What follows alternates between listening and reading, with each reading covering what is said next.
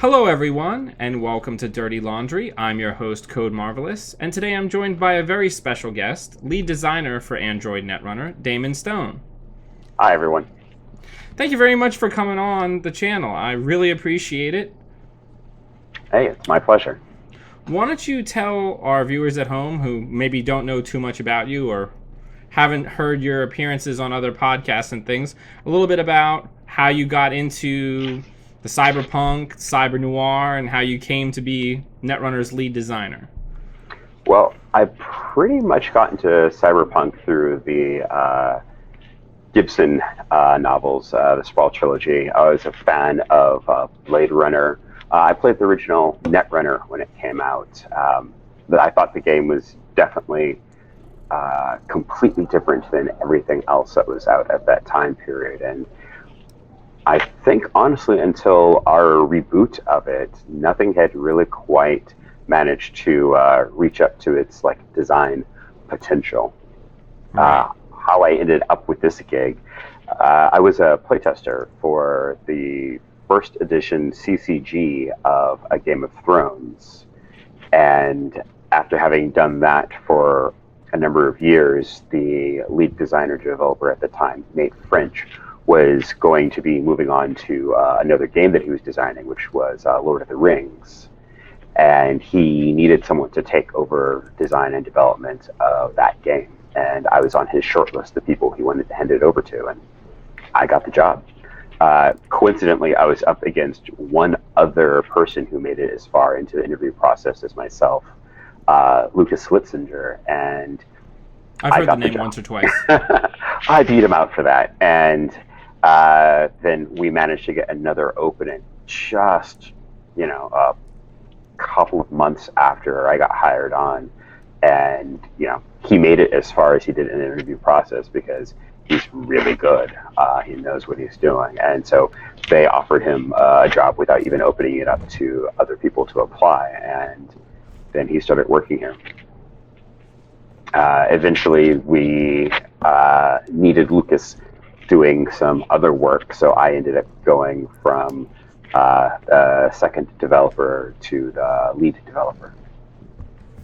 Yeah, well, and one of the things that I like to point out is when you've been in the game since the beginning, like me and a lot of other people in the community have, it's been very interesting to see the narrative arc. And now that we're actually into the 23-second cycle, the Flashpoint cycle, it's very interesting to see the overarching themes being kind of reimagined with your vision. Thank you. I think that each designer, each developer brings a bit of themselves to every game that they do. We make the games that we like playing. It's really hard to make a game that you're not going to enjoy. Right. And everybody has certain play tendencies and play styles, and those sorts of things come across in their design and development. For me, I really just love basic Netrunner, the stuff from the core set and all. And so with Flashpoint, it was sort of my reimagining of that. So as we went through all the cycles, Lunar and San, and then up to up to Mumbad, we had explored a lot of different things mechanically and thematically, and I thought 23 Seconds would be a fun opportunity to come back to Los Angeles and see what had been going on there for the last bit of time that we had been spent traveling around. We're here today to talk specifically about where the theme and the mechanics meet, and the stories that can basically be told with these cards, right? With a game state, with a deck build, right? I always use as the silly example the Ian Connections deck, right? Yes. Where it creates this incredible story about the Ian's sleepover with a bunch of Fall Guys and Katie and Cotty Jones and a bunch of other people that he has over his apartment right outside of Levier University. Yeah, it's really interesting how the cards can tell a story through the actual just playing of the game. I mean, we definitely always keep in mind, what does this card represent? Um, how does it capture a slice of life Right. of someone in New Angeles or anywhere else in the Android universe, as a matter of fact. But the I think the most compelling thing from a game perspective is the fact that you can almost create a narrative by the actual playing of the cards. Right. I have this particular identity, and I'm going to make he or she or they are going to make this run on this corporation because they are doing these terrible things with advancing these agendas, and it just sort of like cracking this particular piece of ice, and then I'm going to the club because I need to recharge, and like just all these sort of things. It's really interesting to string together a narrative that way. Right. Yeah. And when you're talking about the narrative of Netrunner, there was a couple of things I kind of wanted to ask you about. Sure. Most notably, just for my own personal edification, I wanted to know, obviously Netrunner is strongly informed by the works of Gibson, as you mentioned, right? And there's also some of these, classics of cyberpunk and cyber noir that a lot of people know about, right? That obviously got me in. I'm wearing a Wayland t-shirt right now. Obviously, there's other themes that come in that aren't necessarily cyberpunk, like the corporate dominance that you see in the Alien franchise and things like that. So what are some of the inspirations? What are some of the works that are informing Netrunner that maybe you think people aren't aware of? Well, you've mentioned it a couple times, which I think is great because most people don't mention it at all. I think most people are completely unaware of it. But Android is not cyberpunk. Android is cyber noir. So people get the cyber part of it with things like the Sprawl series and stuff, but they miss the noir side. They don't recognize that the Maltese Falcon has its own film things that it has delivered and given us for Android, just as Burning Chrome has. Right. Yeah, I mean, I think it's really interesting because now again, I this is kind of a weird thing for me to know about, but I have a little bit of an exposure to a lot of those noir works because my father, being older than most people my age's fathers, he was really into The Shadow, a lot of those noir radio programs. He read a lot of those noir serials when he was a kid. Oh, yeah. So, like, I grew up on a lot of that stuff being recirculated. So, seeing a lot of those types of, gritty themes underneath the surface of an otherwise, things that look good, I have a hard time kind of nailing it down, but like that darkness around the edges that comes up in a lot of those old noir pieces are really neat. Yeah, I think that in a lot of ways, it's, for me at least, much more compelling than the punk side. That sort of just general, anti-establishment, anti-authority, that punk culture sort of represents, isn't something that I really connect to.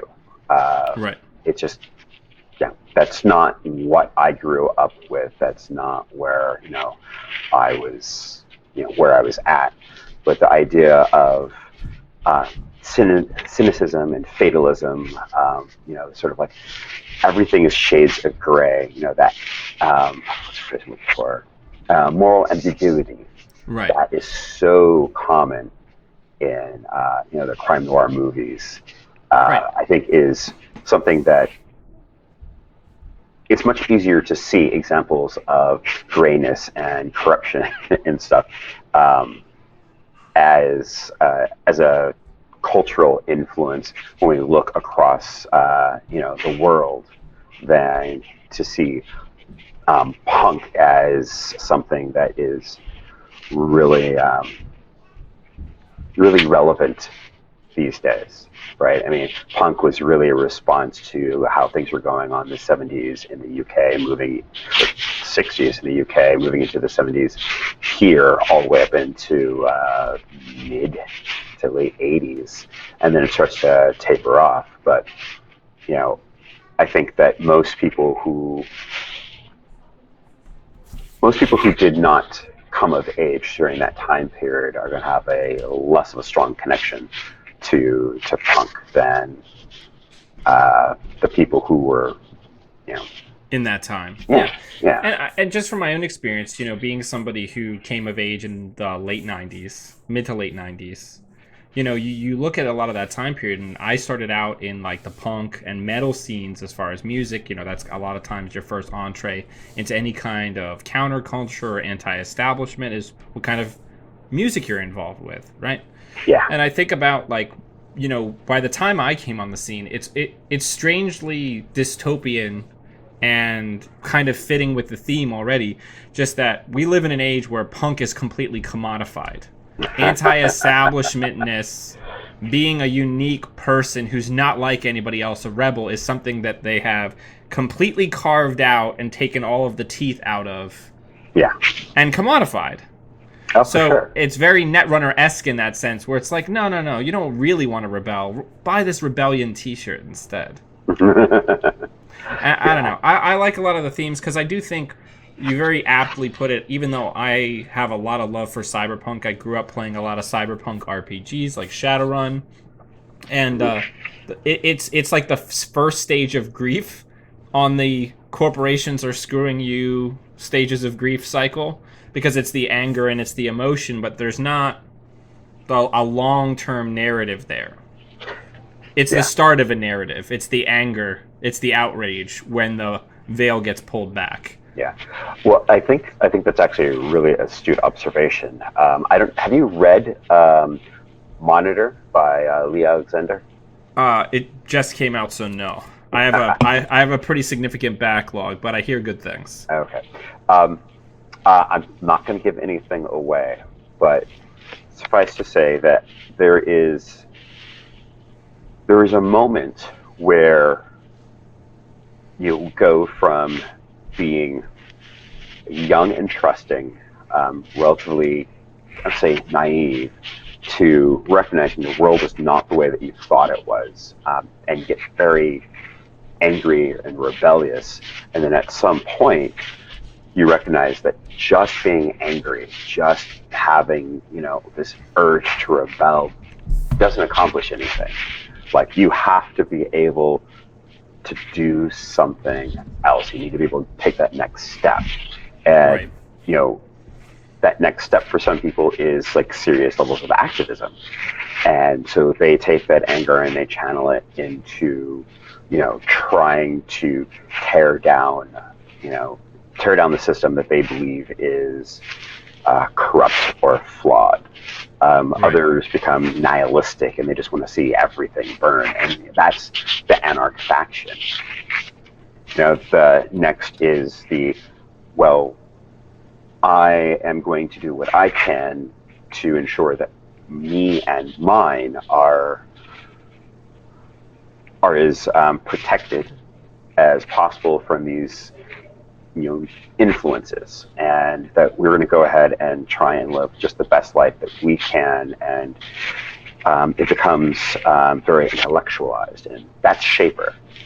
And the last is, if you can't beat them, join them.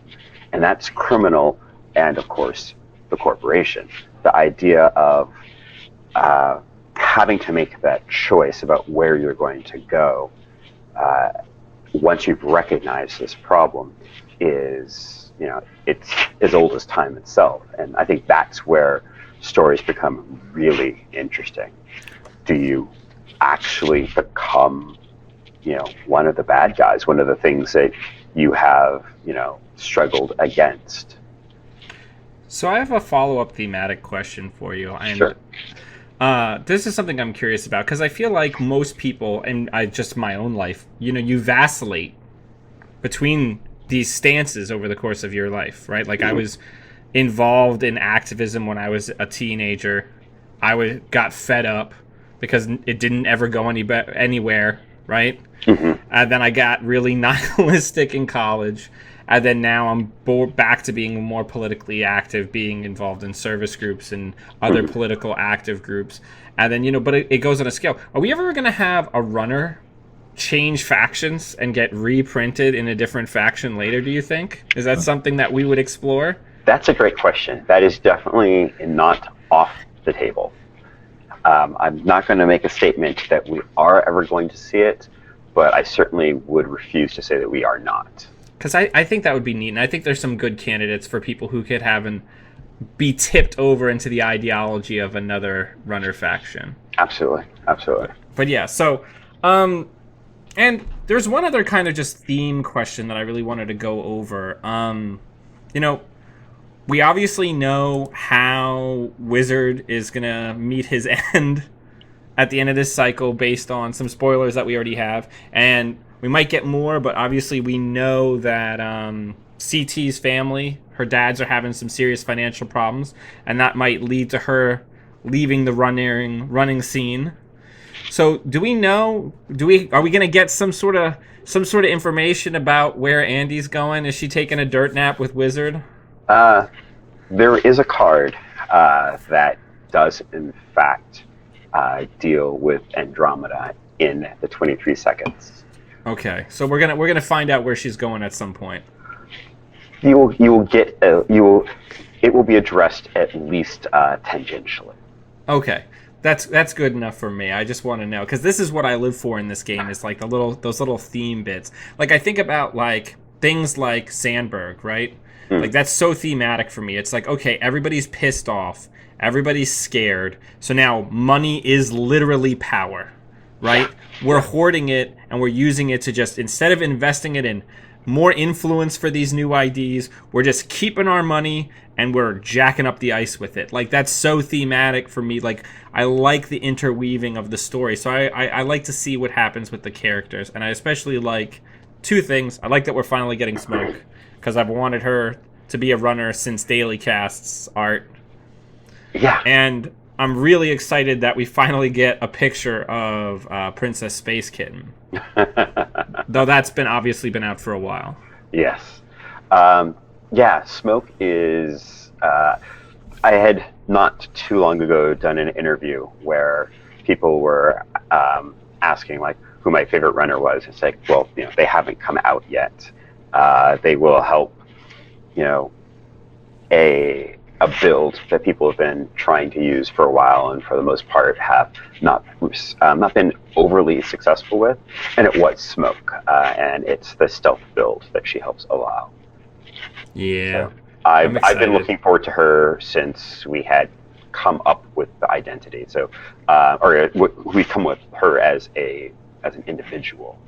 So she appears the first time on the Maker's Eye, in quotes, and then we show her as a character in Notoriety, and from there just sort of like progress forward and forward. We had actually thought about doing her at a couple of different times, and I sort of like pushed it off with Lucas at various points, just because I thought we had other stories to be able to tell, and I think Smoke needed something where she could sort of have a centerpiece.